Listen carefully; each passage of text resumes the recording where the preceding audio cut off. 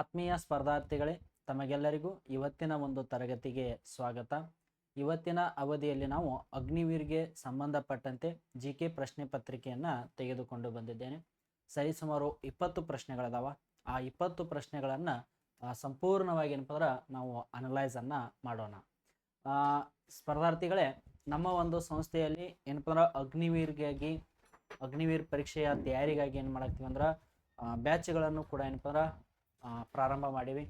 So ಯಾರ್ಯಾರು ಅಗ್ನಿವೀರ್ ಪರೀಕ್ಷೆಗೆ ತಯಾರಿಯನ್ನು ನಡೆಸಿರಲ್ಲ, so ಆ ಅಗ್ನಿವೀರ್ಗಾಗಿನೇ ಏನಪ್ಪ ಅಂದ್ರೆ ಬ್ಯಾಚ್ಗಳು ನಡೆಯಾಗ್ತಾವೆ. ಆ ಬ್ಯಾಚಿಗೆ ಏನಪ್ಪ ನೀವು ಕೂಡ ಜಾಯ್ನ್ ಆಗ್ರಿ. ಸೊ ವಿಶೇಷವಾಗಿ ನಮ್ಮ ಒಂದು ಸಂಸ್ಥೆಯ ಒಂದು ನಿಮಗೆ ಏನಪ್ಪ ಅಂದ್ರೆ ಪ್ರಯೋಜನ ಆಗಲಿ ಅಂತ ಉಚಿತವಾಗಿ ಏನು ಮಾಡಾಕ್ತಾರಂದ್ರೆ ಕ್ವಶನ್ಸ್ ಪೇಪರ್ಗಳನ್ನು ಪ್ರೊವೈಡ್ ಮಾಡಾಕ್ತಾರೆ. ಸೊ ಯೂಟ್ಯೂಬ್ನಲ್ಲಿ ಏನಪ್ಪ ಒಂದು ಲಿಂಕನ್ನು ನೀಡಿರ್ತಾರೆ. ಆ ಲಿಂಕ್ ಮುಖಾಂತರವಾಗಿ ಏನಪ್ಪ ನೀವು ತೆಗೆದುಕೊಳ್ಳಬಹುದು. ಸೊ ವೆರಿ ಇಂಪಾರ್ಟೆಂಟ್ ಆಗಿರುವಂತಹ ಕ್ವಶನ್ಸ್ ಪೇಪರ್ಗಳದಾವ.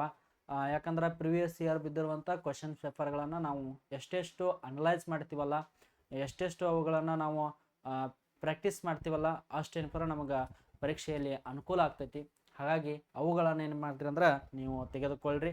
ಸೊ ವಿಶೇಷವಾಗಿರುವಂಥ ಒಂದು ಪ್ರಶ್ನೆ ಪತ್ರಿಕೆಯನ್ನು ಬಿಡಿಸೋಣ. ವೆರಿ ಇಂಪಾರ್ಟೆಂಟ್ ಆಗಿರುವಂಥ ಕ್ವಶನ್ಸ್ಗಳದಾವ. ಇಲ್ಲಿ ಮೊದಲನೇ ಕ್ವಶನ್ ಏನು ಕೊಟ್ಟಾನಂದ್ರೆ, ರಾಜೀವ್ ಗಾಂಧಿ ಅಂತಾರಾಷ್ಟ್ರೀಯ ವಿಮಾನ ನಿಲ್ದಾಣವು ಎಲ್ಲಿದೆ ಎನ್ನುವಂಥ ಪ್ರಶ್ನೆಯನ್ನು ಕೇಳೋಣ. ಹಾಗಾದ್ರೆ ರಾಜೀವ್ ಗಾಂಧಿ ಅಂತಾರಾಷ್ಟ್ರೀಯ ವಿಮಾನ ನಿಲ್ದಾಣ ಎಲ್ಲೈತಿ? ಇಲ್ಲಿ ಆಪ್ಷನ್ಸ್ ಅನ್ನ ಕೊಟ್ಟಾನ. ಏನು ಕೊಟ್ಟಾನಂದ್ರೆ ದೆಹಲಿ ಕೊಟ್ಟಾನ, ಆಮೇಲೆ ಇಂದೋರ್ ಅಂತ ಕೊಟ್ಟಾನ, ಹೈದರಾಬಾದ್ ಅಂತ ಕೊಟ್ಟಾನ, ಬೆಂಗಳೂರು ಅಂತ ಕೊಟ್ಟಾನ. ಸೊ ಸ್ಪರ್ಧಾರ್ಥಿಗಳೇ, ಇಲ್ಲಿ ಸರಿಯಾಗಿರುವಂತಹ ಒಂದು ಉತ್ತರ ಯಾವುದಂದ್ರೆ ಹೈದರಾಬಾದ್. ಭಾರತ ದೇಶದ ಹೈದರಾಬಾದ್ ಎಂಬಲ್ಲಿ ರಾಜೀವ್ ಗಾಂಧಿ ಅಂತಾರಾಷ್ಟ್ರೀಯ ವಿಮಾನ ನಿಲ್ದಾಣವನ್ನ ಕಾಣ್ತೀವಿ ನಾವು. ರಾಜೀವ್ ಗಾಂಧಿ ಅಂತಾರಾಷ್ಟ್ರೀಯ ವಿಮಾನ ನಿಲ್ದಾಣ ಇರುವುದೆಲ್ಲಿ ಅಂದ್ರೆ ಹೈದರಾಬಾದಿನಲ್ಲಿ ಇರುವುದನ್ನ ನೋಡ್ತೀವಿ. ಸೊ ವೆರಿ ಇಂಪಾರ್ಟೆಂಟ್ ಆಗಿರುವಂತಹದ್ದು ಯಾವ್ದ್ರಿ? ರಾಜೀವ್ ಗಾಂಧಿ ಅಂತಾರಾಷ್ಟ್ರೀಯ ವಿಮಾನ ನಿಲ್ದಾಣ. ಹಾಗಾದ್ರೆ ಭಾರತ ದೇಶದ ಅತಿ ದೊಡ್ಡದಾದಂಥ ವಿಮಾನ ನಿಲ್ದಾಣ ಯಾವುದಂದ್ರ ಇಂದಿರಾ ಗಾಂಧಿ ಅಂತಾರಾಷ್ಟ್ರೀಯ ವಿಮಾನ ಅಂತ. ಇಂದಿರಾ ಗಾಂಧಿ ಅಂತಾರಾಷ್ಟ್ರೀಯ ವಿಮಾನ ನಿಲ್ದಾಣ. ಸೊ ಇದು ಎಲ್ಲೈತಿ? ದೆಹಲಿಯಲ್ಲಿ ಕಂಡು ಬರ್ತೈತಿ. ಇಂದಿರಾ ಗಾಂಧಿ ಅಂತಾರಾಷ್ಟ್ರೀಯ ವಿಮಾನ ನಿಲ್ದಾಣ ಎಲ್ಲಿ ಕಂಡು ಬರ್ತೈತಿ ಅಂದ್ರೆ ದೆಹಲಿಯಲ್ಲಿ ಕಂಡು ಬರ್ತೈತಿ. ಭಾರತ ದೇಶದ ಅತಿ ದೊಡ್ಡದಾದಂತಹ ಅಂತಾರಾಷ್ಟ್ರೀಯ ವಿಮಾನ ನಿಲ್ದಾಣ. ಹಾಗಾದ್ರೆ ಛತ್ರಪತಿ ಶಿವಾಜಿ ಮಹಾರಾಜ್ ಅಂತಾರಾಷ್ಟ್ರೀಯ ವಿಮಾನ ನಿಲ್ದಾಣ ಎಲ್ಲೈತಿ ಅಂತ ಕೇಳ್ತಾನ. ಮುಂಬೈಯಲ್ಲಿ ಕಾಣಲಿಕ್ಕೆ ನಮಗೆ ಸಿಗುವಂಥದ್ದು. ಓಕೆ, ಮುಂಬೈಯಲ್ಲಿ ಛತ್ರಪತಿ ಶಿವಾಜಿ ಮಹಾರಾಜರ ಅಂತಾರಾಷ್ಟ್ರೀಯ ವಿಮಾನ ನಿಲ್ದಾಣವನ್ನ ನಾವು ಕಾಣ್ತೀವಿ. ಸೊ ಅದೇ ರೀತಿಯಾಗಿ ಇಂದೋರ್ನಲ್ಲಿ ಯಾವ ಅಂತಾರಾಷ್ಟ್ರೀಯ ವಿಮಾನ ನಿಲ್ದಾಣ ಐತಿ ಅಂದ್ರ ರಾಣಿ ಅಹಲ್ಯಾಬಾಯಿ ಹೋಳ್ಕರ್. ಯಾವ್ದು ಹೇಳ್ರಿ? ಅಹಲ್ಯಾಬಾಯಿ ಹೋಳ್ಕರ್. ಸೊ ಅಹಲ್ಯಾಬಾಯಿ ಹೋಳ್ಕರ್ ಅಂತಾರಾಷ್ಟ್ರೀಯ ವಿಮಾನ ನಿಲ್ದಾಣ ಇರುವುದನ್ನ ನಾವು ನೋಡ್ತೀವಿ. ಅದೇ ರೀತಿಯಾಗಿ ನಮ್ಮ ಒಂದು ಇದು ಇಂದೋರ್ನೇ ಆಗೈತೆ. ರಾಣಿ ಅಹಲ್ಯಾಬಾಯಿ ಹೋಳ್ಕರ್ ಅಂತಾರಾಷ್ಟ್ರೀಯ ವಿಮಾನ ನಿಲ್ದಾಣ ಇರುವುದು ಇಂದೋರ್ನಲ್ಲಿ. ಸೊ ಅದೇ ರೀತಿಯಾಗಿ ಕೆಂಪೇಗೌಡ ಅಂತಾರಾಷ್ಟ್ರೀಯ ವಿಮಾನ ನಿಲ್ದಾಣ ಅಂತ ಕೇಳ್ತಾನ. ಸೊ ಕೆಂಪೇಗೌಡ ಅಂತಾರಾಷ್ಟ್ರೀಯ ವಿಮಾನ ನಿಲ್ದಾಣ ಕಂಡು ಬರುವಂತಹದ್ದು ಬೆಂಗಳೂರಿನಲ್ಲಿ ಕಂಡು ಬರ್ತೈತಿ. ಕೆಂಪೇಗೌಡ ಅಂತಾರಾಷ್ಟ್ರೀಯ ವಿಮಾನ ನಿಲ್ದಾಣ. ಸೊ ಕೆಲವೊಂದು ಸಾರಿ ಏನಪ್ಪ ಅಂದ್ರೆ ತಮಿಳ್ನಾಡ್ದು ಕೇಳ್ತಾನೆ. ಏನಪ್ಪ ಅಂದ್ರೆ ಮೀನು ಬಕ್ಕಂ. ಯಾವ ಬಕ್ಕಂ ಹೇಳ್ರಿ? ಮೀನು ಬಕ್ಕಂ ಅಂತಾರಾಷ್ಟ್ರೀಯ ವಿಮಾನ ನಿಲ್ದಾಣ. ಇದು ಎಲ್ಲಿ ಕಂಡು ಬರ್ತೈತೆ ಅಂದ್ರೆ ಚೆನ್ನೈ ಅಂದ್ರೆ ತಮಿಳ್ನಾಡಿನಲ್ಲಿ ಕಾಣಲಿಕ್ಕೆ ಸಿಗುವಂಥದ್ದು ಮೀನು ಬಕ್ಕಂ ಅಂತಾರಾಷ್ಟ್ರೀಯ ವಿಮಾನ ನಿಲ್ದಾಣ. ಸೊ ಒಂದೊಂದು ವೇಳೆ ಕೇಳ್ಬಿಡ್ತಾನ ಗುರು ರಾಮದಾಸಜಿ ಅಂತಾರಾಷ್ಟ್ರೀಯ ವಿಮಾನ ನಿಲ್ದಾಣ ಅಂತ. ಹಾಗಾದ್ರೆ ಗುರು ರಾಮದಾಸಜಿ ಅಂತಾರಾಷ್ಟ್ರೀಯ ವಿಮಾನ ನಿಲ್ದಾಣ ಅಮೃತ್ಸರ್ ಎಂಬಲ್ಲಿ ಕಂಡು ಬರ್ತೈತಿ. ಪಂಜಾಬದಲ್ಲಿ ನಾವು ನೋಡುವಂಥದ್ದು ಅಮೃತ್ಸರ್ನಲ್ಲಿ ಏನಪ್ಪ ಅಂದ್ರೆ ಗುರು ರಾಮದಾಸಜಿ ಅಂತಾರಾಷ್ಟ್ರೀಯ ವಿಮಾನ ನಿಲ್ದಾಣಗಳದಾವ. ಇವೆಲ್ಲವೂ ವೆರಿ ಇಂಪಾರ್ಟೆಂಟ್ ಆಗಿರುವಂತಹ ವಿಮಾನ ನಿಲ್ದಾಣಗಳು. ಇವುಗಳನ್ನ ಏನಪ್ಪ ಚಂದಂಗಿ ನೋಟ್ ಮಾಡ್ಕೊರಿ. ನೆಕ್ಸ್ಟ್ ಕ್ವಶನ್ಗೆ ನಾನು ಮೂವ್ ಆಗ್ತನು. ವೆರಿ ಇಂಪಾರ್ಟೆಂಟ್ ಆಗಿರುವಂಥ ಕ್ವಶನ್ ನೋಡ್ರಿ. ಏನು ಕೇಳ್ಯಾನ ಅಂತ ನಾವು ನೋಡ್ಕೋತ ಹೋದಾಗ, ಭಾರತದ ನೀಲಿ ನಗರ ಎಂದು ಯಾವ ನಗರವನ್ನ ಕರೆಯುತ್ತಾರೆ? ಸೊ ನೀಲಿ ನಗರ ಅಂದ್ರೆ ಒಂದು ಡೈರೆಕ್ಟ್ ಆಗಿ ಹೊಳೆಯಂಗಿಲ್ಲ. ಹಾಗಾದ್ರೆ ಇಲ್ಲಿ ನೋಡ್ಬೇಕಾಗ್ತೈತಿ which city is known as the blue city of India. Which city is known as the blue city of India ಅಂತ ಕೇಳ್ಯಾನ.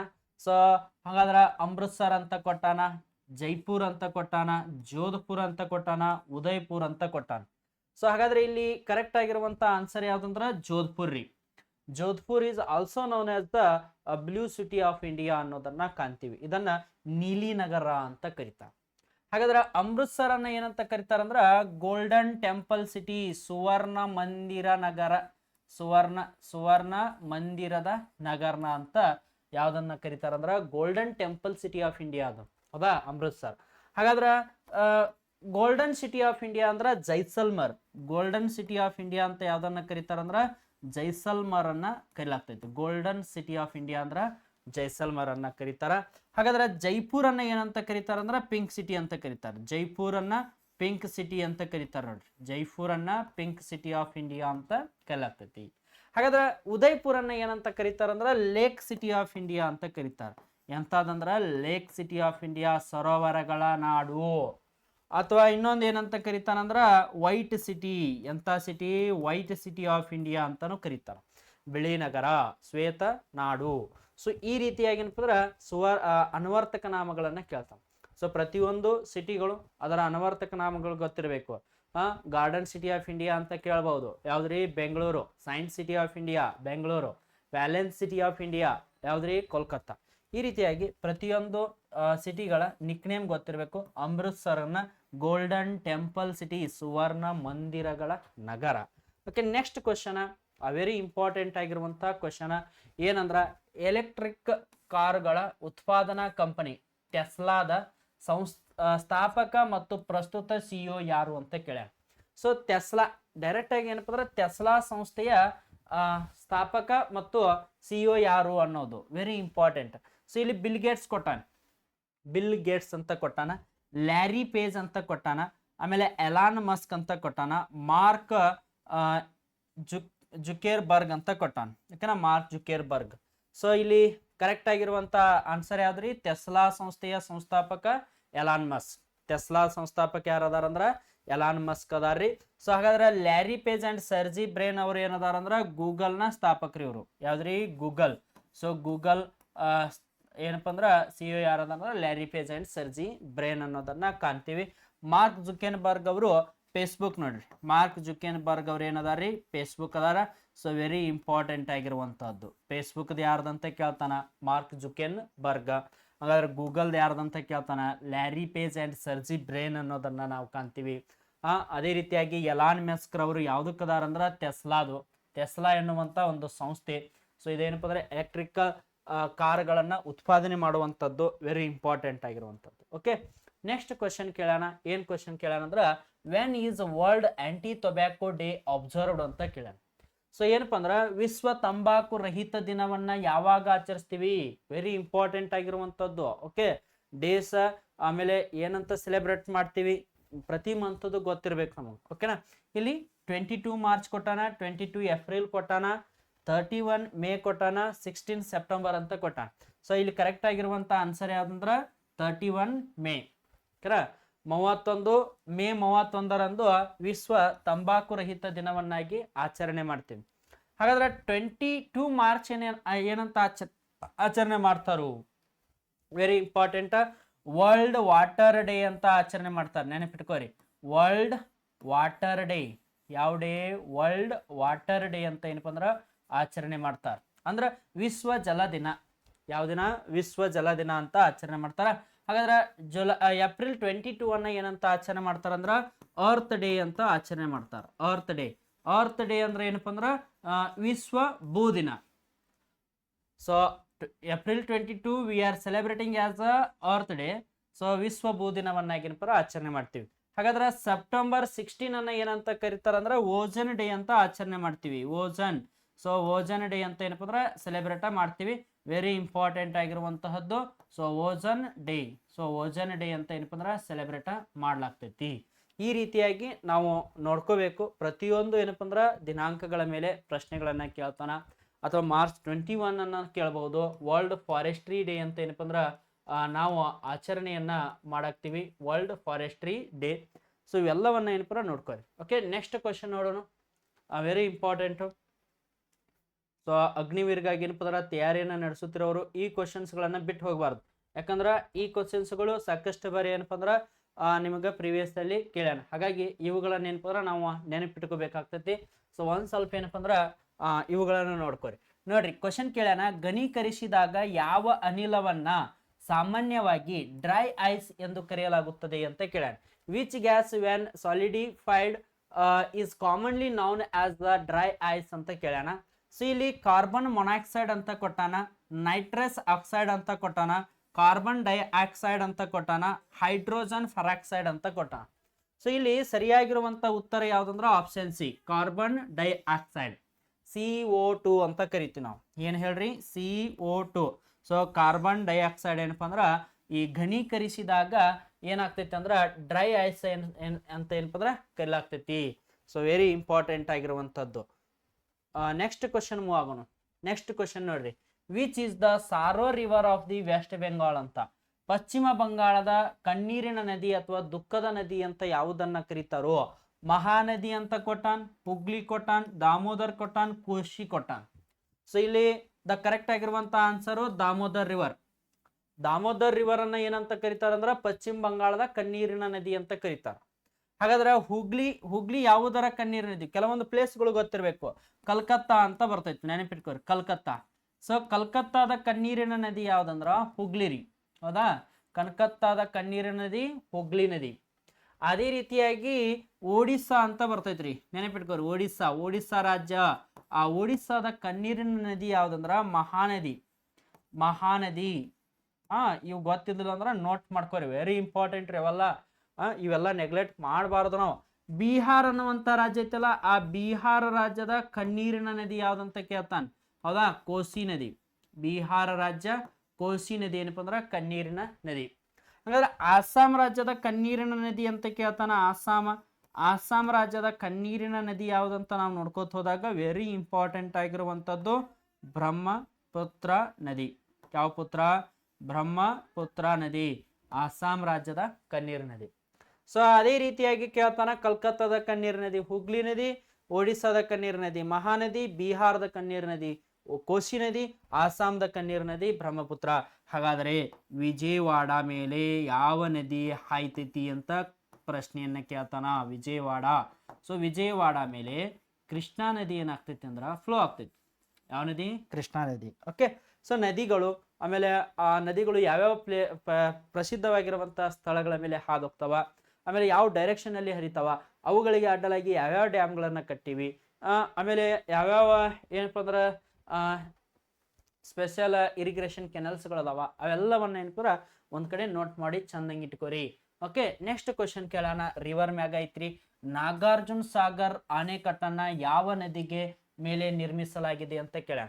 ನಾಗಾರ್ಜುನ ಸಾಗರ್ ಅಣೆಕಟ್ಟನ್ನ ಯಾವ ನದಿಯ ಮೇಲೆ ನಿರ್ಮಿಸಲಾಗೈತಿ? ಆಪ್ಷನ್ಸ್ ನೋಡ್ರಿ, ಏನ್ ಕೊಟ್ಟಾನ? ಕಾವೇರಿ ರಿವರ್ ಕೊಟ್ಟಾನ, ಕೃಷ್ಣಾ ಕೊಟ್ಟಾನ, ರಾವಿ ಅಂತ ಕೊಟ್ಟಾನ, ಇನ್ನೊಂದು ಯಾವ್ದು ಕೊಟ್ಟಾನ್ರಿ? ಸಟ್ಲೇಜ್ ಕೊಟ್ಟಾನ. ಸೊ ಹಾಗಾದ್ರೆ ನಾಗಾರ್ಜುನ ಸಾಗರ್ ಅಣೆಕಟ್ಟು ಇದು ಎಲ್ಲಿ ಬರ್ತೈತಿ? ಆಂಧ್ರ ಪ್ರದೇಶ ರಾಜ್ಯದಲ್ಲಿ ಬರುವಂತದ್ದು. ಆಂಧ್ರ ಪ್ರದೇಶ ರಾಜ್ಯದಲ್ಲಿ ಏನಪ್ಪ ಅಂದ್ರ ನಾಗಾರ್ಜುನ ಸಾಗರ ಅಣೆಕಟ್ಟು ಬರ್ತೈತ್ರಿ. ಓಕೆ. ಸೊ ಆಂಧ್ರ ಪ್ರದೇಶ ರಾಜ್ಯದಲ್ಲಿ ನಾಗಾರ್ಜುನ ಸಾಗರ ಅಣೆಕಟ್ಟು ಬರ್ತೈತಲ್ಲ, ಈ ಆಂಧ್ರ ಪ್ರದೇಶ ರಾಜ್ಯದಲ್ಲಿ ಕೃಷ್ಣಾ ನದಿಗೆ ಅಡ್ಡಲಾಗಿ ಏನ್ ಮಾಡ್ಯಾರ ಅಂದ್ರ ನಾಗಾರ್ಜುನ ಸಾಗರ ಅಣೆಕಟ್ಟನ್ನ ನಿರ್ಮಾಣ ಮಾಡ್ಯಾರ. ಹಾಗಾದ್ರೆ ಇಲ್ಲಿ ಸರಿಯಾಗಿರುವಂತ ಉತ್ತರ ಕೃಷ್ಣಾ ನದಿ. ಯಾವ ನದಿ? ಕೃಷ್ಣಾ ನದಿ. ಓಕೆ. ಹಾಗಾದ್ರೆ ನಿಮಗ್ ಕೇಳ್ತಾನ, ಮೆಟ್ಟೂರು ಎನ್ನುವಂತ ಒಂದು ಅಣೆಕಟ್ಟು ಐತಿ, ಮೆಟ್ಟೂರು ಜಲಾಶಯ ಅಂತಾನು ಕೂಡ ಕೇಳ್ತಾನ. ಸೊ ಮೆಟ್ಟೂರು ಜಲಾಶಯ ಅಥವಾ ಮೆಟ್ಟೂರು ಅಣೆಕಟ್ಟು, ಮೆಟ್ಟೂರು ಡ್ಯಾಮ್ ಯಾವ ರಿವರ್ಗೆ ಲೊಕೇಟೆಡ್ ಐತಿ ಅಂದ್ರ ಕಾವೇರಿ ನದಿಗೆ ಐತಿ. ಯಾವ ನದಿಗೆ? ಕಾವೇರಿ. ಹಾಗಾದ್ರೆ ಕಾವೇರಿ ನದಿಗೆ ಯಾವ ರಾಜ್ಯದಲ್ಲಿ ನಿರ್ಮಾಣ ಮಾಡ್ಯಾರ ಅಂದ್ರ ತಮಿಳ್ನಾಡು ರಾಜ್ಯದಲ್ಲಿ ಇದನ್ನ ನಿರ್ಮಿಸಿವಿ. ಯಾವ ರಾಜ್ಯದಲ್ಲಿ ನಿರ್ಮಿಸಿವ್ರಿ? ತಮಿಳ್ನಾಡು ರಾಜ್ಯದಲ್ಲಿ ಏನಪ್ಪ ಇದನ್ನ ನಿರ್ಮಾಣ ಮಾಡಿವಿ. ಇನ್ನ ಸಟ್ಲೇಜ್ ಎನ್ನುವಂತ ನದಿ ಕೊಟ್ಟಾನ. ಸೊ ನಿಮ್ಗೆ ಗೊತ್ತಿರ್ಬೇಕ್ರಿ, ಏನಪ್ಪ ಅಂದ್ರ ಭಾರತ ದೇಶದಲ್ಲಿ ಒಂದು ಡ್ಯಾಮ್ ಅನ್ನ ನಾವು ನೋಡ್ತೀವಿ. ಯಾವ್ದಂದ್ರ ಭಾಕ್ರಾ ನಂಗಲ್ ಎನ್ನುವಂತ ಡ್ಯಾಮ್. ಈ ಭಾಕ್ರಾ ನಂಗಲ್ ಡ್ಯಾಮ ಹಿಮಾಚಲ ಪ್ರದೇಶ ರಾಜ್ಯದಲ್ಲಿ ಕಂಡು ಬರ್ತೈತ್ರಿ. ಹಿಮಾಚಲ ಪ್ರದೇಶ ರಾಜ್ಯದಲ್ಲಿ. ಹಾಗಾದ್ರೆ ಹಿಮಾಚಲ ಪ್ರದೇಶ ರಾಜ್ಯದಲ್ಲಿ ಭಾಕ್ರಾ ನಂಗಲ್ ಡ್ಯಾಮ್ ಅನ್ನ ನಿರ್ಮಾಣ ಮಾಡ್ಯಾರ. ಇದು ಏನಪ್ಪ ಅಂದ್ರ ಸಟ್ಲೇಜ್ ನದಿಗೆ ಅಡ್ಡಲಾಗಿ ನಿರ್ಮಾಣ ಮಾಡಿರುವಂತದ್ದು. ಸೊ ಈ ರೀತಿಯಾಗಿ ಅಣೆಕಟ್ಟೆಗಳು ಅವುಗಳು ಯಾವ ನದಿ ಮೇಲಿದಾವ, ಯಾವ ರಾಜ್ಯದಲ್ಲಿದಾವ ಅನ್ನೋದ್ರ ಬಗ್ಗೆ ಏನಪ್ಪ ಕ್ವಶನ್ ಆಗ್ತಾವ. ಸೊ ನೆಗ್ಲೆಕ್ಟ್ ಮಾಡಬಾರ್ದು. ಸೊ ಓದುವಾಗ ಏನಪ್ಪ ಅವುಗಳನ್ನ ಸರಿಯಾಗಿ ನೋಟ್ ಮಾಡ್ಕೋಬೇಕ್ರಿ. Okay, very important. Next question ನೋಡ್ರಿ, ನೇತ್ರಾವಳಿ ವನ್ಯಜೀವಿ ಧಾಮವು ಯಾವ ರಾಜ್ಯದಲ್ಲಿದೆ ಅಂತ ಕೇಳ್ಯಾನ. ಸೊ ನೇತ್ರಾವಳಿ ಎನ್ನುವಂತಹ ಒಂದು ವನ್ಯಜೀವಿಧಾಮ ಭಾರತ ದೇಶದಲ್ಲಿ ಸರಿಸುಮಾರು ಒಂದು 573 ವನ್ಯಜೀವಿಧಾಮಗಳು ಕಂಡು ಬರ್ತಾವೆ. ಎಲ್ಲವಂತ ನೆನಪಿಟ್ಟುಕೊಳ್ಳುವಂತ ಅವಶ್ಯಕತೆ ಇಲ್ಲ. ಯಾವ ಫೇಮಸ್ ಅದಾವಲ್ಲ ಅವುಗಳನ್ನ ಏನಪ್ಪ ನೆನಪಿಟ್ಕೋರಿ. 573 ಅದಾವ. ಅದರೊಳಗೆ ಏನಪ್ಪ ಅಂದ್ರೆ ನೇತ್ರಾವಳಿ ವನ್ಯಜೀವಿಧಾಮ. ಸೊ ಆಪ್ಷನ್ಸ್ ಕೊಟ್ಟಾನ, ಗೋವಾ ಕೊಟ್ಟಾನ, ಕೇರಳ ಕೊಟ್ಟಾನ, ಆಮೇಲೆ ಏನಪ್ಪ ಮಿಜೋರಾಂ ಕೊಟ್ಟಾನ, ಒಡಿಸ್ಸಾ ಕೊಟ್ಟಾನ. ಇಲ್ಲಿ ಸರಿಯಾಗಿರುವಂತ ಉತ್ತರ ಗೋವಾ ರಾಜ್ಯ. ಗೋವಾ ರಾಜ್ಯದಲ್ಲಿ ನೇತ್ರಾವಳಿ ವನ್ಯಜೀವಿ ಧಾಮ ಇರುವುದನ್ನ ನಾವು ಕಾಣ್ತೀವಿ. ಸೊ ಗೋವಾ ರಾಜ್ಯ ಭಾರತ ದೇಶದ ಕರಾವಳಿ ತೀರದಲ್ಲಿ ಕಂಡು ಬರ್ತೈತಿ. ಈ ಗೋವಾ ರಾಜ್ಯದಲ್ಲಿ ಸರಿಸುಮಾರು ಒಂದು 100 ಕಿಲೋಮೀಟರ್ ಏನಪರ ಕರಾವಳಿ ತೀರ ಕಂಡು ಬರ್ತೈತ್ರಿ. ಸೊ ಇಂಥ ಗೋವಾ ರಾಜ್ಯ 1987ರಲ್ಲಿ ಭಾರತ ದೇಶದ 25ನೇ ರಾಜ್ಯವಾಗಿ ಏನಪ್ಪ ಅಂದ್ರ ಹೊರಹೊಮ್ಮಿತು. ಸೊ ಕೇಳ್ತಾನ ಗೋವಾ ರಾಜ್ಯ ಯಾವಾಗ ಸ್ವಾತಂತ್ರ್ಯವಾಯಿತು ಅಂತ ಕೇಳ್ತಾನ. 1961ರಲ್ಲಿ ಸ್ವಾತಂತ್ರ್ಯವಾಯಿತು. 1962ರಲ್ಲಿ ಅದಕ್ಕೆ ಕೇಂದ್ರಾಡಳಿತದ ಸ್ಥಾನಮಾನವನ್ನ ನೀಡಿದ್ದೀವಿ. ಇಂಥ ಗೋವಾ ರಾಜ್ಯದ ರಾಜಧಾನಿ ಯಾವುದು ಅಂತ ಕೇಳಿದಂದ್ರ ಪಣಜಿ. ಇದರ ರಾಜಧಾನಿ ಪಣಜಿ. ಪ್ರಸ್ತುತ ಅಲ್ಲಿ ಮುಖ್ಯಮಂತ್ರಿಗಳಾಗಿ ಪ್ರಮೋದ್ ಸಾವಂತ್ ಅವ್ರು ಏನಪ್ಪ ಅಂದ್ರ ಕಾರ್ಯವನ್ನ ನಿರ್ವಹಿಸ್ತಾರೆ. ಯಾರು ಕೆಲಸ ಮಾಡಾಕ್ತಾರಿ? ಪ್ರಮೋದ್ ಸಾವಂತ್ ಅವ್ರು ಏನಪ್ಪ ಅಂದ್ರ ಗೋವಾ ರಾಜ್ಯದ ಮುಖ್ಯಮಂತ್ರಿಗಳಾಗಿ ಪ್ರಸ್ತುತ ಕಾರ್ಯವನ್ನ ನಿರ್ವಹಿಸ್ತಾ ಇರುವಂತದ್ದು. ಸೊ ಅಲ್ಲಿ ಏನು ಕಂಡು ಬರ್ತೈತಿ ಅಂದ್ರ ನೇತ್ರಾವಳಿ ವನ್ಯಜೀವಿ ಧಾಮ ಕಂಡು ಬರ್ತೈತಿ. ಇನ್ನೊಂದು ಏನಪ್ಪ ಅಂದ್ರ ಅಲ್ಲಿ ಸಲೀಂ ಅಲಿ ಪಕ್ಷಿಧಾಮ ಕಂಡು ಬರ್ತೈತ್ರಿ. ಯಾವ್ದ್ರಿ? ಸಲೀಂ ಅಲಿ. ನೆನಪಿಟ್ಕೋರಿ, ಸಲೀಂ ಅಲಿ ಪಕ್ಷಿಧಾಮ ಕಂಡು ಬರುವಂತಹದ್ದು ಎಲ್ಲಿ? ಗೋವಾ ರಾಜ್ಯದಲ್ಲಿ. ಸಲೀಂ ಅಲಿ ಪಕ್ಷಿಧಾಮ ಗೋವಾ ರಾಜ್ಯದಲ್ಲಿ ಕಂಡು ಬರ್ತದೆ. ನೆಕ್ಸ್ಟ್ ಕ್ವಶನ್ ನೋಡ್ರಿ, ಏನ್ ಕೇಳೋಣ? ವಿಶ್ವದ ಅತ್ಯಂತ ಚಿಕ್ಕ ಸಾಗರ ಯಾವುದು? So which one is the smallest ocean in the world ಅಂತ ಕ್ವಶನ್ ಆಗೈತ್ರಿ. ಸೊ ಇಲ್ಲಿ ಇಂಡಿಯನ್ ಓಷನ್ ಕೊಟ್ಟಾನ, ಪೆಸಿಫಿಕ್ ಓಷನ್ ಕೊಟ್ಟಾನ, ಅಟ್ಲಾಂಟಿಕ್ ಓಷನ್ ಅಂತ ಕೊಟ್ಟಾನ, ಆರ್ಕಟಿಕ್ ಓಷನ್ ಅಂತ ಕೊಟ್ಟಾನ. ಹಾಗಾದ್ರೆ ಜಗತ್ತಿನಲ್ಲಿ ಕಂಡು ಬರುವ ಅತಿ ಚಿಕ್ಕ ಸಾಗರ ಯಾವುದು ಅಂತ ಕೇಳಿದಂದ್ರ ಆರ್ಕಟಿಕ್ ಸಾಗರ, ಮಹಾಸಾಗರ. 5 ಮಹಾಸಾಗರಗಳು ಬರ್ತಾವಲ್ಲ, ಆ 5 ಮಹಾಸಾಗರಗಳಲ್ಲಿ ಆರ್ಕಟಿಕ್ ಮಹಾಸಾಗರ ಏನೈತಂದ್ರ ಜಗತ್ತಿನ ಅತಿ ಚಿಕ್ಕದಾದಂತಹ ಸಾಗರ. ಹಾಗಾದ್ರೆ ಅತಿ ದೊಡ್ಡದಾದಂತಹ ಸಾಗರ ಯಾವ್ದಂದ್ರ ಪೆಸಿಫಿಕ್ ಸಾಗರ. ಪೆಸಿಫಿಕ್ ಸಾಗರ. ಸೊ ಇದು ಏನಪ್ಪಾ ಅಂದ್ರ ಅತಿ ದೊಡ್ಡದು ಐತಿ. ಆಮೇಲೆ ಇನ್ನೊಂದು ಏನಪ್ಪಾ ಅಂದ್ರ ಅತ್ಯಂತ ಆಳವಾದಂತಹ ಸಾಗರ, ಆಳವಾದ ಸಾಗರ. ಓಕೆ, ನೆನಪಿಟ್ಕೋರಿ. ಅತಿ ದೊಡ್ಡದಾದಂತಹ ಸಾಗರ ಪೆಸಿಫಿಕ್ ಸಾಗರ, ಪೆನಿಫಿಕ್ ಅಲ್ಲ, ಪೆಸಿಫಿಕ್ ಸಾಗರ. ಇನ್ನೊಂದು ಏನಪ್ಪ ಅತ್ಯಂತ ಆಳವಾದಂತಹ ಸಾಗರ. ಓಕೆನಾ? ಸೊ ವೆರಿ ಇಂಪಾರ್ಟೆಂಟ್ ಆಗಿರುವಂಥದ್ದು. ಇವುಗಳನ್ನ ಚಂದ ಹೆಂಗೇನಪ್ಪ ನೋಟ್ ಮಾಡ್ಕೊರಿ. ಜಗತ್ತಿನ ಅತಿ ಚಿಕ್ಕ ಸಾಗರ ಆರ್ಕಟಿಕ್ ಸಾಗರ ಅನ್ನೋದು. ಓಕೆ, ಮುಂದಿನ ಪ್ರಶ್ನೆ ನೋಡ್ರಿ, ಏನ್ ಕ್ವಶನ್ ಕೇಳೋಣ? ಸೊ ಯಾವುದನ್ನ 1000 ಸರೋವರಗಳ ನಾಡು ಅಂತ ಕರೀಲಾಗ್ತೈತಿ? ಲ್ಯಾಂಡ್ ಆಫ್ ದಿ 1000 ಲೇಕ್ಸ್ ಅಂತ ಯಾವುದನ್ನ ಕರೀತಾನ? Land of the 1000 lake. Canada ಕೊಟ್ಟಾನ, ಫಿನ್ಲ್ಯಾಂಡ್ ಅಂತ ಕೊಟ್ಟಾನ, ಸ್ವಿಟ್ಜರ್ಲ್ಯಾಂಡ್ ಕೊಟ್ಟಾನ, ಥೈಲ್ಯಾಂಡ್ ಕೊಟ್ಟಾನ. ಸೊ ಇಲ್ಲಿ ಸರಿಯಾಗಿರುವಂತ ಆಪ್ಷನ್ ಯಾವ್ದಂದ್ರ ಫಿನ್ಲ್ಯಾಂಡ್. ಸೊ ಇದನ್ನ ಏನಂತ ಕರೀತಾರಂದ್ರ 1000 ಸರೋವರಗಳ ನಾಡು, ಲ್ಯಾಂಡ್ ಆಫ್ ದಿ 1000 ಲೇಕ್ಸ್ ಅಂತ ಕರೀತಾನ. ಹಾಗಾದ್ರ ಬಿಳಿ ಆನೆಗಳ ನಾಡು ಅಥವಾ ವೈಟ್ ಎಲಿಫೆಂಟ್ ನಾಡು ಅಂತ ಯಾವ್ದನ್ನ ಕರೀತಾರ ಅಂದ್ರ ಥೈಲ್ಯಾಂಡ್ ಅನ್ನ ಕರೀಲಾಗ್ತೈತಿ. ಥೈಲ್ಯಾಂಡ್ ಅನ್ನ ವೈಟ್ ಎಲಿಫೆಂಟ್ ಲ್ಯಾಂಡ್ ಅಂತ ಕರೀಲಾಗ್ತೈತಿ, ಬಿಳಿ ಆನೆಗಳ ನಾಡು. ನೆಕ್ಸ್ಟ್ ಕ್ವಶನ್, ವಿಶ್ವದ ಅತಿ ಉದ್ದವಾದ ಪರ್ವತ ಶ್ರೇಣಿ ಯಾವುದು ಅಂತ ಕೇಳ. ಓಕೆ, ವಿಶ್ವದ ಅತಿ ಉದ್ದವಾದಂತಹ ಪರ್ವತ ಶ್ರೇಣಿ ಯಾವುದು ಅಂತ ಕೇಳೋಣ. ಹಾಗಾದ್ರೆ ಯಾವ್ದಿರ್ಬಹುದು? ಹಿಮಾಲಯ ಅಂತ ಕೊಟ್ಟಾನ, ಆಂಡೀಸ್ ಕೊಟ್ಟಾನ, ಆಲ್ಪ್ಸ್ ಕೊಟ್ಟಾನ, ರಾಕೀಸ್ ಕೊಟ್ಟಾನ. So very important. ಸೊ ಸಾಕಷ್ಟು ಪರ್ವತ ಶ್ರೇಣಿಗಳು ಕಂಡು ಬರ್ತಾವ. ಅದರೊಳಗೆ ಸರಿಯಾಗಿರುವಂತ ಉತ್ತರ ಯಾವ್ದಂದ್ರ ಆಂಡೀಸ್ ಪರ್ವತ ಶ್ರೇಣಿ. ಜಗತ್ತಿನ ಅತಿ ಉದ್ದವಾದಂತಹ ಒಂದು ಪರ್ವತ ಶ್ರೇಣಿ ಅನ್ನೋದನ್ನ ಕಾಣ್ತೀವಿ. ಹಾಗಾದ್ರೆ ನಿಮಗೆ ಕೇಳ್ತಾನ, ಜಗತ್ತಿನಲ್ಲಿ ಕಂಡು ಬರುವಂತಹ ಮಡಿಕೆ ವಿಧದ ಪರ್ವತ ಶ್ರೇಣಿ ಯಾವುದು ಅಂತ ಕೇಳ್ತಾನ.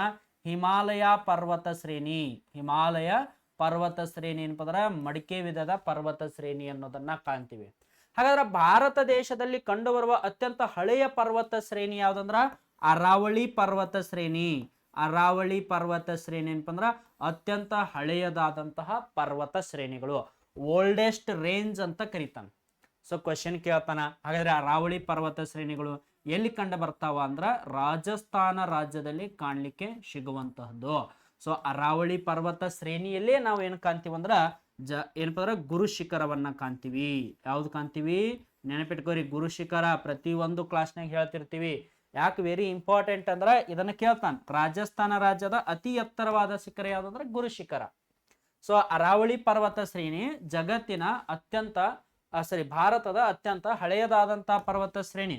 ಹಿಮಾಲಯ ಪರ್ವತ ಶ್ರೇಣಿಗಳದಾವಲ್ಲ ಇವು ಏನಪ್ಪ ಮಡಿಕೆ ವಿಧದಲ್ಲಿ ಅದಾವ. ಎಂತದ್ರಿ? ಮಡಿಕೆ ಶ್ರೇಣಿಗಳು ಅಂತ ಕರಿತಾನೆ. ಓಕೆನಾ? ಅದ್ರೊಳಗ ಮಧ್ಯ ಹಿಮಾಲಯ, ಮಹಾ ಹಿಮಾಲಯ ಈ ರೀತಿಯಾಗಿ ಬರ್ತಾವ. ಅವುಗಳನ್ನ ಏನಪ್ಪ ಅಂದ್ರೆ ಚಂದಂಗಿ ನೋಡ್ಕೋರಿ. Next question very important. Which country is the largest producer of the gold ಅಂತ ಕೊಟ್ಟಾನ. ಸೊ ಜಗತ್ತಿನಲ್ಲಿ ಅತಿ ಹೆಚ್ಚು ಚಿನ್ನ ಉತ್ಪಾದಿಸುವ ರಾಷ್ಟ್ರ ಯಾವುದು ಅಂತ. ಇಲ್ಲಿ ಗಾನಾ ಕೊಟ್ಟಾನ, ಜಿಂಬಾಂಬೆ ಕೊಟ್ಟಾನ, ಅರ್ಜೆಂಟೀನಾ ಕೊಟ್ಟಾನ, ಚೀನಾ ಕೊಟ್ಟಾನ. ಸೊ ಯಾವ್ದನ್ನ ಕೇಳ್ಯಾನ? ಚಿನ್ನ ಕೇಳ್ಯಾನ. ಚಿನ್ನ ಅಂದ್ರೆ ಏನ್ರಿ? ಗೋಲ್ಡ್. ಹಾಗಾದ್ರೆ ಜಗತ್ತಿನಲ್ಲಿ ಅತಿ ಹೆಚ್ಚು ಗೋಲ್ಡ್ ಅನ್ನ ಉತ್ಪಾದಿಸುವ ರಾಷ್ಟ್ರ ಯಾವ್ದಂದ್ರ ಚೀನಾ ರಾಷ್ಟ್ರ. ಚೀನಾ, ಅದರ ಕ್ಯಾಪಿಟಲ್ ಏನಂದ್ರೆ ಬಿಜಿಂಗು. ಹೌದಾ? ಚೀನಾ ದೇಶದ ರಾಜಧಾನಿ ಕೇಳ್ಬಹುದು ನಿಮಗೆ. ಚೀನಾ ದೇಶ ರಾಜಧಾನಿ ಬಿಜಿಂಗ್. ಹೌದಾ? ಚೀನಾ ದೇಶದ ನಾಣ್ಯದ ಹೆಸರು ಯುವಾನ್. ಚೀನಾ ದೇಶದ ನಾಣ್ಯದ ಹೆಸರು ಏನಂದ್ರ ಯುವಾನ್ ಅಂತ ನಾವು ನೋಡ್ತೀವಿ. ಹೌದಾ? ಅದೇ ರೀತಿಯಾಗಿ ಜಗತ್ತಿನಲ್ಲಿ ಅತಿ ಹೆಚ್ಚು ಕೋಕೋ ಅನ್ನ ಉತ್ಪಾದಿಸುವ ರಾಜ್ಯ ಯಾವುದು ಅಂತ ಕೇಳ್ತಾನೆ. ನೋಡ್ರಿ, ಜಗತ್ತಿನಲ್ಲಿ ಅತಿ ಹೆಚ್ಚು ಕೋಕೋ ಉತ್ಪಾದಿಸುವ ರಾಜ್ಯ ಯಾವುದು? ಕೋಕೋ ಅನ್ನ ಉತ್ಪಾದಿಸುವ ರಾಜ್ಯ ಯಾವುದಂದ್ರ ಅದು ಘಾನಾ ಎನ್ನುವಂತಹ ದೇಶ. ಜಗತ್ತಿನಲ್ಲಿ ಅತಿ ಹೆಚ್ಚು ಕೋಕೋ ಉತ್ಪಾದಿಸುವ ದೇಶ ಘಾನಾ ದೇಶ. ಹೌದಾ? ಹಾಗಾದ್ರೆ ಜಗತ್ತಿನಲ್ಲಿ ಅತಿ ಹೆಚ್ಚು ಮೈಕಾವನ್ನ ಉತ್ಪಾದಿಸುವ ರಾಜ್ಯ ಮೈಕಾವನ್ನ ಉತ್ಪಾದಿಸುವ ರಾಜ್ಯ ಅಂದ್ರ ದೇಶ ಅಂದ್ರ ಅದು ಭಾರತ.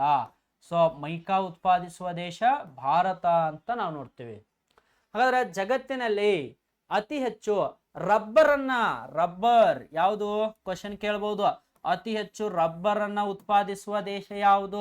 ಥೈಲ್ಯಾಂಡ್ ದೇಶ. ನೆನಪಿಟ್ಕೋರಿ, ಯಾವ ದೇಶ? ಥೈಲ್ಯಾಂಡ್ ದೇಶ. ಜಗತ್ತಿನಲ್ಲಿ ಅತಿ ಹೆಚ್ಚು ರಬ್ಬರ್ ಉತ್ಪಾದಿಸುವಂತಹ ದೇಶ ಇದು.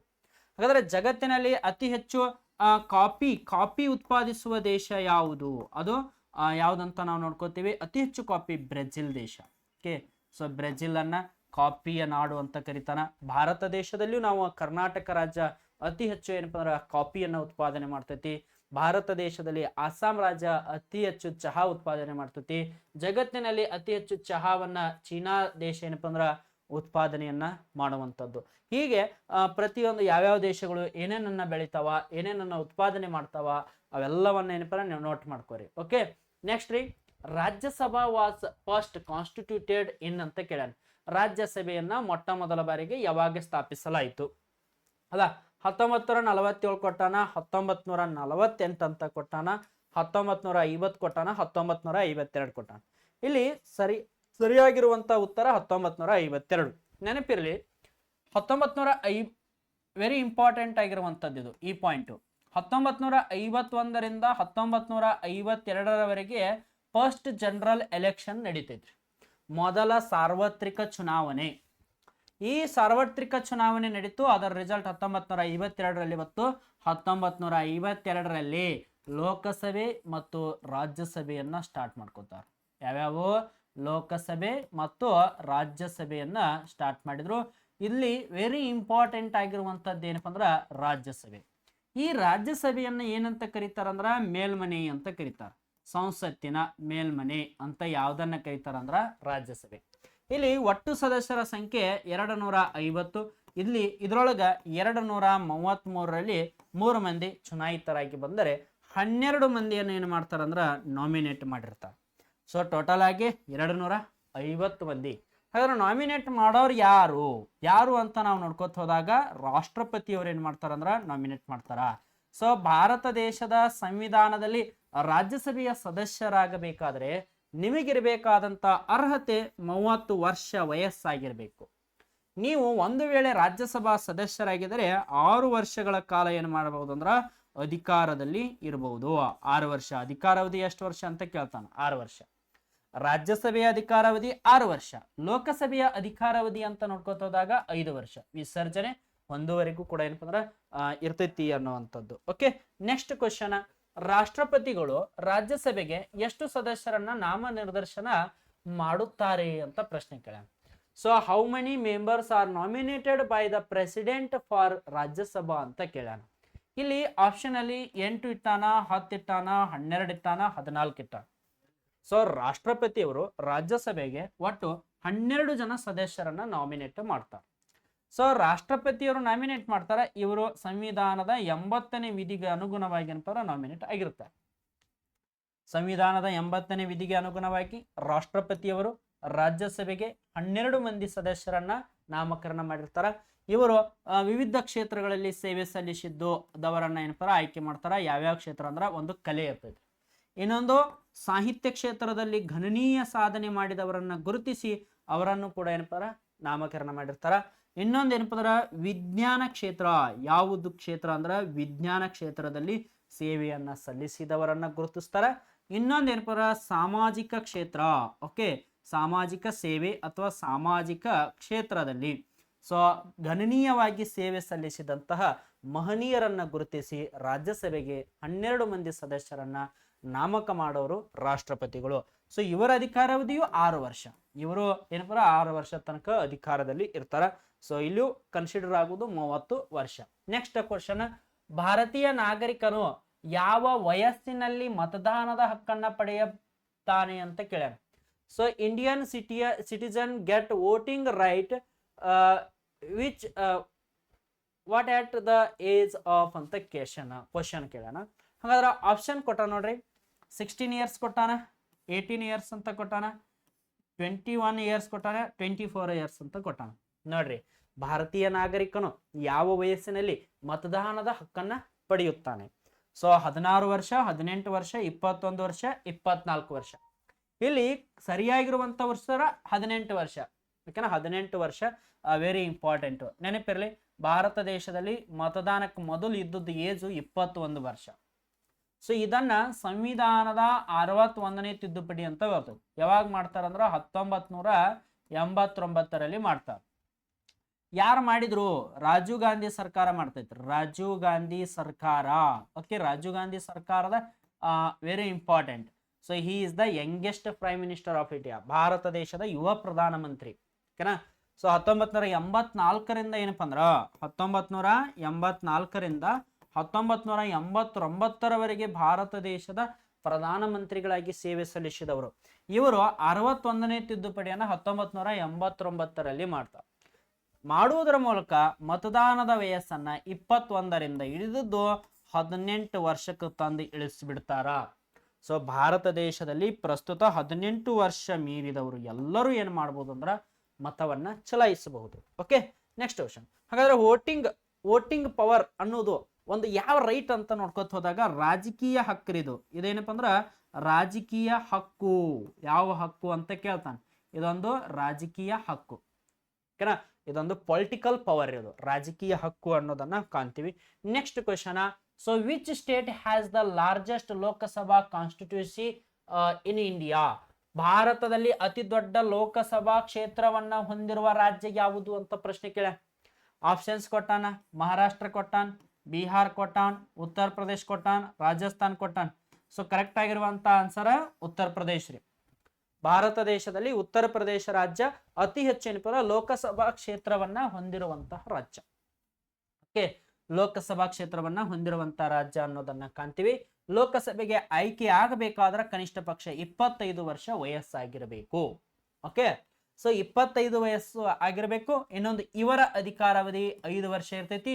ಇವ್ರೇನಪ್ಪ ಅಂದ್ರ ಚುನಾವಣೆಯ ಮೂಲಕ ಆಯ್ಕೆ ಮಾಡ್ಲಾಗ್ತೈತಿ. ಇವರಿಗೆ ಯಾರು ಮತವನ್ನ ಚಲಾಯಿಸ್ತಾರಂದ್ರ ಲೋಕಸಭಾ ಸದಸ್ಯರಿಗೆ ಸೊ ಭಾರತ ದೇಶದ ಪ್ರಜೆಗಳು ಮತವನ್ನ ಚಲಾಯಿಸ್ತಾರೆ. ಓಕೆನಾ. ಸೊ ಎಲೆಕ್ಟ್ರೋ ಕಾಲೇಜ್ ಮುಖಾಂತರ ಇವರು ಕೂಡ ಏನಪ್ಪ ಆಯ್ಕೆ ಆಗ್ತಾರ. ಸೊ ವೆರಿ ಇಂಪಾರ್ಟೆಂಟ್ ಆಗಿರುವಂಥದ್ದು ಲೋಕಸಭಾ ಸದಸ್ಯರ ಅಧಿಕಾರಾವಧಿ 5 ವರ್ಷ. ಸೊ ವೆರಿ ಇಂಪಾರ್ಟೆಂಟ್ ರೀ, 25 ವರ್ಷ ವಯಸ್ಸಾಗಿರ್ಬೇಕು. ಹಾಗಾದ್ರೆ ಕ್ವಶನ್, ಲೋಕಸಭಾ ಒಟ್ಟು ಸದಸ್ಯರ ಸಂಖ್ಯಾಬಲ 552. ಬಟ್ ಇಷ್ಟು ಆಯ್ಕೆ ಆಗ್ತಾರೇನ್ರಿ? ಇಷ್ಟು ಆಯ್ಕೆ ಆಗಂಗಿಲ್ಲ. 543 ಮಂದಿ ಆಯ್ಕೆ ಆಗ್ತಾರೆ. ಮತ್ತು ರಾಷ್ಟ್ರಪತಿಯವರು ಇಬ್ಬರನ್ನ ಏನು ಮಾಡ್ತಿರಂದ್ರ ನಾಮಕರಣ ಮಾಡ್ತಿದ್ರು. ಬಟ್ ಅವ್ರ ಇಬ್ಬರು ಆಂಗ್ಲೋ ಇಂಡಿಯನ್ರನ್ನ ಏನಪ್ಪ ಈಗ ತೆಗೆದೋಗ್ದಾರ. ಓಕೆ, ಪ್ರಸ್ತುತ ಆಯ್ಕೆ ಆಗೋರ ಸಂಖ್ಯೆ 543 ಮಂದಿ.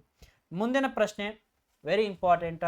ಹೂ is the first Indian woman to swim across the English canal ಅಂತ ಕೇಳ. ಇಂಗ್ಲಿಷ್ ಕಾಲುವೆಯನ್ನ ಈಜಿದ ಮೊದಲ ಭಾರತೀಯ ಮಹಿಳೆ ಯಾರು? ಇಂಗ್ಲಿಷ್ ಕಾಲುವೆ. ಸೊ ಇಲ್ಲಿ ಕೊಟ್ಟಾನ ಶಿವಾನಿ ಕಟಾರಿಯಾ ಅಂತ ಕೊಟ್ಟಾನ, ಶೇಖ ಟಂಡನ್ ಅಂತ ಕೊಟ್ಟಾನ, ಸಾನಿಯಾ ಮಿರ್ಜಾ ಅಂತ ಕೊಟ್ಟಾನ, ಆರ್ತಿ ಶಾ ಅಂತ ಕೊಟ್ಟಾನ. ಸೊ ವಿದ್ಯಾರ್ಥಿಗಳೇ ಇಲ್ಲಿ ಸರಿಯಾಗಿರುವಂತ ಉತ್ತರ ಆರ್ತಿ ಶಾ. ಇಂಗ್ಲಿಷ್ ಕಡಲ್ಗಾಲುವೆಯನ್ನು ಈಜಿದ ಮೊದಲ ಭಾರತೀಯ ಮಹಿಳೆ ಆರ್ತಿ ಶಾ.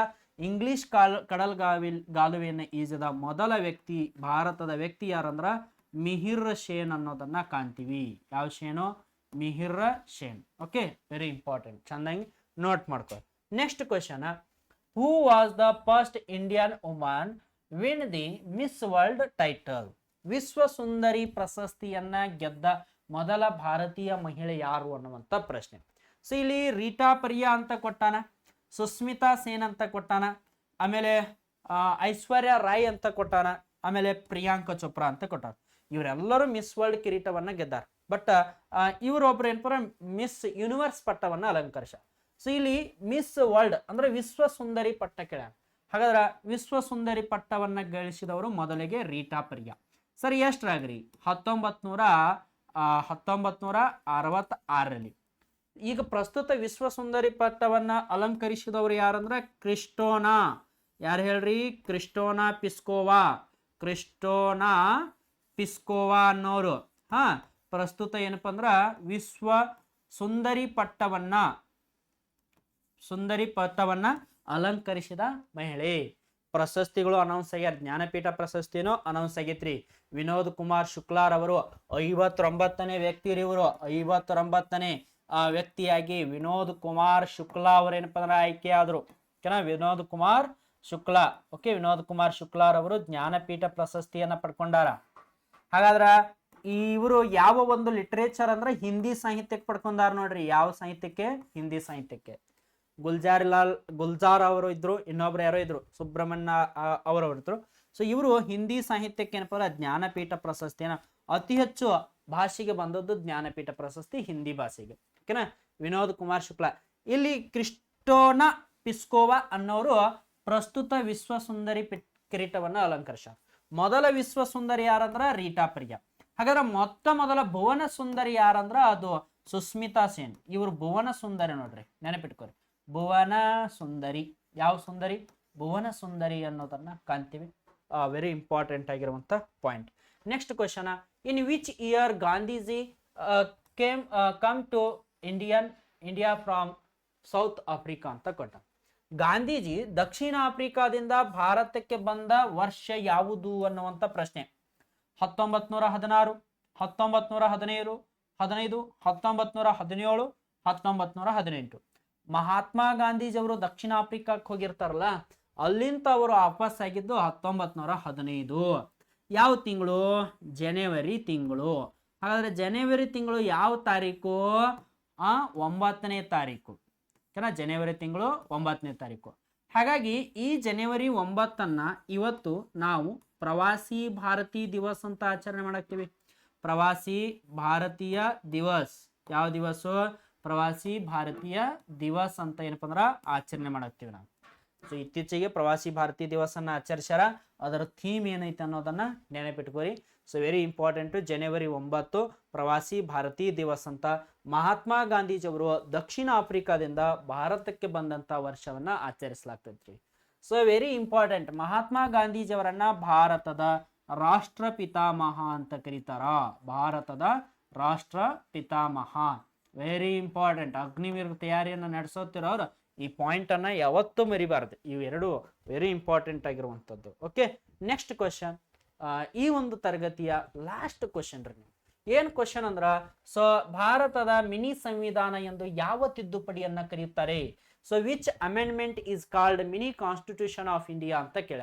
ಮಿನಿ ಸಂವಿಧಾನ 44ನೇ ತಿದ್ದುಪಡಿ, 42ನೇ ತಿದ್ದುಪಡಿ, 52ನೇ ತಿದ್ದುಪಡಿ, 61ನೇ ತಿದ್ದುಪಡಿ.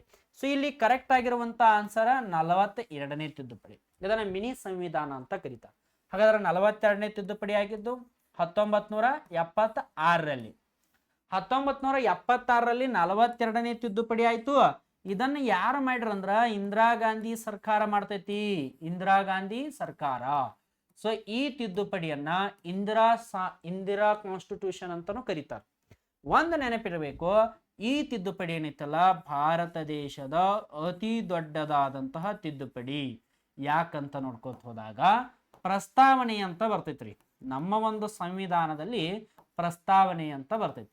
ಆ ಪ್ರಸ್ತಾವನೆಗೆ 3 ಪದಗಳನ್ನ ಸೇರ್ಸ. ಯಾವ್ಯಾವು? ಒಂದು ಸಮಾಜವಾದಿ ಎನ್ನುವಂತಹ ಪದ, ಸಮಾಜವಾದಿ ಸಮಾಜವಾದಿ ಸಮಾಜವಾದಿ ಎನ್ನುವಂತಹ ಪದ. ಇನ್ನೊಂದು ಜಾತ್ಯತೀತ ಎನ್ನುವಂತಹ ಪದ, ಜಾತ್ಯತೀತ ಎನ್ನುವಂತಹ ಪದ. So socialist, secular. ಇನ್ನೊಂದು ಇಂಟಿಗ್ರಿಟಿ ಅಂದ್ರೆ ಐಕ್ಯತೆ ಎನ್ನುವಂತಹ ಪದ, ಐಕ್ಯತೆ ಎನ್ನುವಂತಹ ಪದ. ಈ 3 ಪದಗಳನ್ನ ಭಾರತ ದೇಶದ ಸಂವಿಧಾನಕ್ಕೆ ಸೇರಿಸ್ತಾರೆ. ಇನ್ನೊಂದು ಏನಾಗ್ತೈತಿ ಅಂದ್ರ, ಈ ಒಂದು ರಾಜ್ಯ ಪಟ್ಟಿಯಲ್ಲಿ 5 ಪ್ರಮುಖವಾದಂತ ವಿಷಯಗಳಿರ್ತಾವ. ಆ 5 ವಿಷಯಗಳನ್ನ ತಂದು ಸಮವರ್ತಿ ಪಟ್ಟಿಯಲ್ಲಿ ಇಡ್ತಾರೆ. ಇದು ಕೇಂದ್ರಕ್ಕೂ ಮತ್ತು ರಾಜ್ಯಕ್ಕೂ ಸಂಬಂಧ ಪಡಬೇಕು ಅನ್ನುವಂತ ದೃಷ್ಟಿಯಿಂದ. ಸೊ ರಾಜ್ಯ ಪಟ್ಟಿಯಲ್ಲಿ ಇದ್ದು ಶಿಕ್ಷಣ, ತೂಕ, ಅಳತೆ, ವನ್ಯಜೀವಿ, ನ್ಯಾಯ, ಈ ರೀತಿಯಾಗಿ 5 ವಿಷಯಗಳು. ಸೊ ಅದೇ ರೀತಿಯಾಗಿ ಭಾರತ ಸಂವಿಧಾನದ 4A ಭಾಗದಲ್ಲಿ ಮೂಲಭೂತ ಕರ್ತವ್ಯಗಳನ್ನ ಸೇರಿಸಿದ್ರು. ಮೂಲಭೂತ ಕರ್ತವ್ಯಗಳು. ಸೊ ಈಗ ಪ್ರಸ್ತುತ 11 ಮೂಲಭೂತ ಕರ್ತವ್ಯಗಳು ಈ ರೀತಿಯಾಗಿರೋದು 42ನೇ ತಿದ್ದುಪಡಿಯಲ್ಲಿ. ಸೊ ಹಾಗಾಗಿ ಇದನ್ನ ಅತಿ ದೊಡ್ಡ ಸಂವಿಧಾನ ಅಂತ ಕರೀತಾರ. ಇನ್ನೊಂದೇನಪ್ಪ ಅಂದ್ರ ಮಿನಿ ಕಾನ್ಸ್ಟಿಟ್ಯೂಷನ್ ಆಫ್ ಇಂಡಿಯಾ ಅಂತಾನೂ ಕೂಡ ಕರೀತಾರ. ಸೊ ಇವೆಲ್ಲ ಪಾಯಿಂಟ್ಗಳನ್ನ ನಾವು ನೆನಪಿಟ್ಕೋಬೇಕ್ರಿ. ಯಾಕಂದ್ರ ಅಗ್ನಿವೀರ್ ಪರೀಕ್ಷೆಯಲ್ಲಿ ಇವುಗಳನ್ನ ಏನಪ್ಪ ಅಂದ್ರ ಬರುವಂತ ಚಾನ್ಸಸ್ಗಳು ಇರ್ತಾವ. ಸೊ ಯಾರು ಕೂಡ ಏನಪ್ಪ ಅಂದ್ರ ಈ ಒಂದು ವಿಡಿಯೋನ ಮಿಸ್ ಮಾಡ್ಕೋಬೇಡ್ರಿ. ಚಂದ ಹೆಂಗೇನಪ್ಪ ಅಂದ್ರ ಇದನ್ನ ನೋಟ್ ಮಾಡ್ಕೋರಿ. ಆಮೇಲೆ ಈ ವಿಡಿಯೋ ನಿಮಗೆ ಲೈಕ್ ಆತಂದ್ರ ಬೇರೆಯವರಿಗೂ ಕೂಡ ಏನಪ್ಪ ಸಜೆಸ್ಟ್ ಮಾಡ್ರಿ, ಅವರಿಗೂ ಕೂಡ ಹೆಲ್ಪ್ ಆಗಲಿ. ಆಮೇಲೆ ಲೈಕ್ ಮಾಡ್ರಿ ಅಂತ ಹೇಳ್ತಾ ಕ್ಲಾಸನ್ನು ಮುಗಿಸೋದಕ್ಕಿಂತ ಮುಂಚಿತವಾಗಿ ಅಗ್ನಿವೀರ್ ತಯಾರಿಗಾಗಿ ನಡೆಸಿರೋರಿಗೆ ಒಂದು ಏನಪ್ಪ ಅಂದ್ರೆ ಬ್ಯಾಚ್ಗಳನ್ನು ಆರಂಭ ಮಾಡೀವಿ. ಇದರ ಒಂದು ಉಪಯೋಗವನ್ನು ಪಡ್ಕೋರಿ.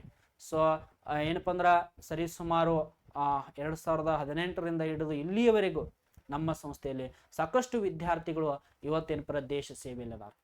ಸೊ ಆ ದೇಶ ಸೇವೆಗೆ ನಮ್ಮ ಸಂಸ್ಥೆಯ ವತಿಯಿಂದ ಆಯ್ಕೆಯಾಗಿ ಅಲ್ಲಿ ಏನಪ್ಪ ಅಂದ್ರೆ ಸೇವೆಯನ್ನು ಸಲ್ಲಿಸಾಕ್ತಾರ. ಸೊ ಅದರದ್ದು ಒಂದು ಏನಪ್ಪ ಅಂದ್ರೆ ಕೀರ್ತಿ, ಏನಪ್ಪ ಅಂದ್ರೆ ಏನಪ್ಪ ಅಂದ್ರೆ ಖುಷಿ ವಿಚಾರ, ನಮಗೊಂದು ಏನಪ್ಪ ಖುಷಿ ವಿಚಾರ. ಸಾಕಷ್ಟು ವಿದ್ಯಾರ್ಥಿಗಳು, ಅಭ್ಯರ್ಥಿಗಳು ಈಗಾಗಲೇ ಏನಪ್ಪ ಅಲ್ಲಿದ್ದಾರ. ನೀವು ಕೂಡ ಅವರಲ್ಲಿ ಒಬ್ಬರಾಗಬೇಕಾದ್ರೆ ನಮ್ಮ ಸಂಸ್ಥೆಗೆ ಇವತ್ತೇ ಭೇಟಿ ಕೊಟ್ಟು ಇವತ್ತೇ ಏನಪ್ಪ ಅಂದ್ರೆ ಅಡ್ಮಿಷನ್ ಅನ್ನು ತಗೋರಿ. ಸೊ ನೀವು ಕೂಡ ಇದೇ ವರ್ಷ ಏನಪ್ಪ ಅಗ್ನಿವೀರರಾಗಿ ಹೊರಗೆ ಹೋಗ್ತೀರಂತ ಹೇಳ್ತಾ ಇವತ್ತಿನ ಒಂದು ಕ್ಲಾಸನ್ನು ಮುಗಿಸ್ತೀನಿ ರೀ. ಜೈ ಹಿಂದ್ ರೀ.